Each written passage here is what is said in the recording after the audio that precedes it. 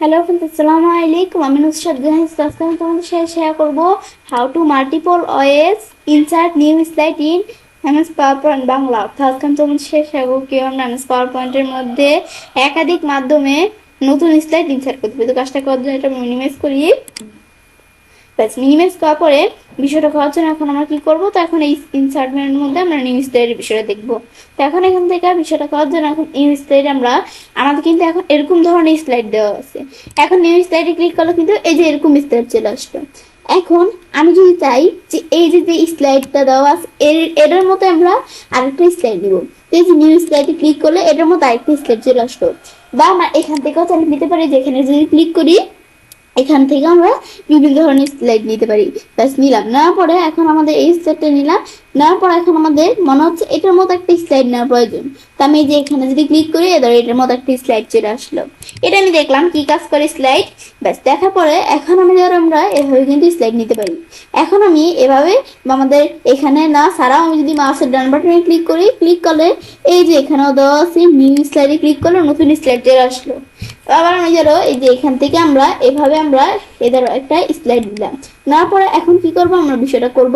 এখন এভাবে ছাড়া আমি যদি এই স্লাইডটা কাজটা রাখার পর আমার মনে হচ্ছে এই স্লাইডটার মতো একটা স্লাইড নেওয়ার প্রয়োজন, আমি এভাবে নিউ স্লাইড বা মাউসের ডান বাটনে ক্লিক করে স্লাইডে না ক্লিক করে আমি যদি কন্ট্রোল এম প্রেস করি নতুন একটা স্লাইড চলে আসলে এটার মতো। ব্যাস, এগুলো আমি স্লাইড নিতে পারি। আমি ধরো এগুলো একটু ডিলিট করে দিই। ব্যাস, নেওয়ার পরে এখন আমার ধরো কি করলাম, এটা আমি নেওয়ার পর এখানে ধরো কিছু আমরা লিখছি। ব্যাস, লিখলাম। এখন আমি একটা পিকচার দিলাম। এখানে আমি জাস্ট তোমাদের দেখানোর জন্য কাজটা এখন আমি এখান থেকে এরকম দিলাম, কিছু একটা করলাম। করার পরে এখন আমরা কি করব, আমরা এখান থেকে আমরা যে কোনো জায়গায় কাজটা রাখলাম। এখন আমরা ইনসার্ট মেনুতে এসে আমরা ধরো এখন নিউ স্লাইড আসি। তো আমরা তো এইভাবেই স্লাইড নেওয়া দেখলাম, কন্ট্রোল লাইন দিয়ে দেখলাম মাউসের ডান বাটনে, এবং এভাবেও দেখলাম। এখন আমি চাই কি করতে, এই যে স্লাইডটা আমরা কাজ করলাম এটার একটা ডুপ্লিকেট স্লাইড তৈরি করতে। সেই ক্ষেত্রে আমরা কি করব, এই স্লাইডটা এখান থেকে থাকা অবস্থা আমি এই নিউ স্লাইডে আসবো। পর এই যে ডুপ্লিকেট সিলেক্টেড স্লাইড, তাহলে কি কাজ করবে, এই যে স্লাইডটা আছে এটা একটা ডুপ্লিকেট তৈরি হয়ে যাবে। ডুপ্লিকেট দিলাম, এদের এখানে একটা এই স্লাইডটা কিন্তু ডুপ্লিকেট তৈরি হয়ে গেল। আবার সেম বিষয়টা আমি ধরো একটা ডিলিট করে মাউসের ডান বাটনে যদি ক্লিক করে ডুপ্লিকেট স্লাইডে ক্লিক করো বিষয়টা করতে পারি। সেটা আমি দেখলাম ডুপ্লিকেট স্লাইড। পরে দেওয়া স্লাইড ফ্রম আউটলাইন, আমরা আউটলাইন থেকেও স্লাইড নিতে পারি। এখন আমি চাইলে কি করতে পারি, কোনো একটা টেক্সট ফাইল নিতে পারি। তার এই যে এখান থেকে টেক্সট ফাইল দিলাম। টেক্সট ফাইল কোনটা, নোটপ্যাডের ফাইল আর কি, আমরা যেটাকে বলি টেক্সট ফাইল। এই যে আমরা এমএস ওয়ার্ড ফোল্ডার আসি, আমার একটা টেক্সট ফাইল আছে, ইনসার্ট দিলাম। এখন কি হলো, আমাদের যে টেক্সট ফাইল আছে এই টেক্সট ফাইলের মধ্যে মানে নোটপ্যাডের যে ফাইলটা ছিল যেটা আমরা সিলেক্ট করে দিলাম এই ফাইলের মধ্যে, সেই ফাইলটা দিয়ে কিন্তু একটা আমাদের অনেকগুলো কিন্তু স্লাইড তৈরি হয়ে গেল। ব্যাস, এভাবে আমি বিষয়গুলো করতে পারি। ব্যাস, আবার আমরা আন্ডার করলাম।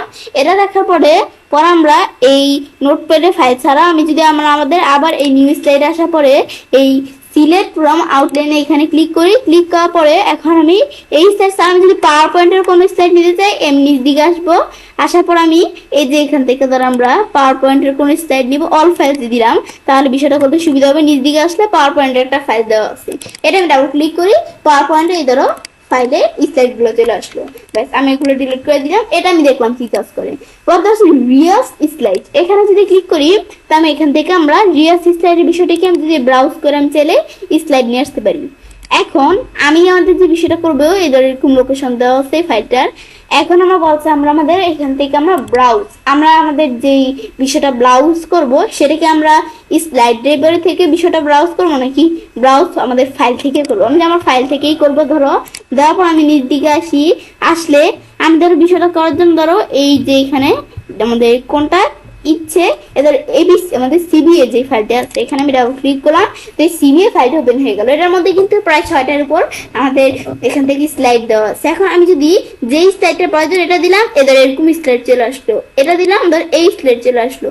এটা দেই মানে আমরা নিজেদের মতো স্লাইড নিতে পারি। এটা দেই, এদের স্লাইড চলে আসলো। মানে আমরা এই একই প্রেজেন্টেশনের মধ্যে অন্য একটা প্রেজেন্টেশনে স্লাইড নিয়ে আসতে পারি। ধরো নিয়ে আসলাম, এদের এগুলো চলে আসলো। এটা আমি দেখলাম কি কাজ করে। আবার এই যে স্লাইড আছে, আমি যদি এটা নিয়ে আসতে চাই নিয়ে আসতে পারি, এটা দিলে এটা দিলে এটা, এবার আমি চাইলে স্লাইড নিয়ে আসতে পারি।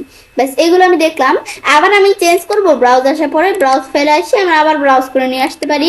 ব্রাউজ করে আমরা নিয়ে আসবো যে কোন ফাইলটা নিয়ে আসবো। আমি আমার একটা ফাইল দিলাম, এবার ওই ফাইল চলে আসলো, ক্লিক করলাম, এই ফাইলের এই স্লাইডটা কিন্তু এদিকে চলে আসলো। এগুলো কিন্তু আমি নিতে পারি। ব্যাস এটা আমি দেখলাম কি কাজ করে, বা এটা দিলে এদের এই স্লাইডটা চলে আসলো অন্য একটা প্রেজেন্টেশনে। ব্যাস এটা আমি দেখলাম। তো এভাবে আমি চাইলে এই নিউ স্লাইডের বিষয়টা করতে পারি। তো এবার আমি চাইলে কাজটা করতে পারি। এবার আমরা খুব সহজে মাল্টিপল মাধ্যমে নতুন স্লাইড ইনসার্ট করতে পারি এমএস পাওয়ার পয়েন্টের মধ্যে। ফ্রেন্ডস, আমার আজকে ভিডিও তোমার ভালো লেগে থাকে আমার চ্যানেলটি সাবস্ক্রাইব, লাইক করুন, সবার সাথে শেয়ার করবে।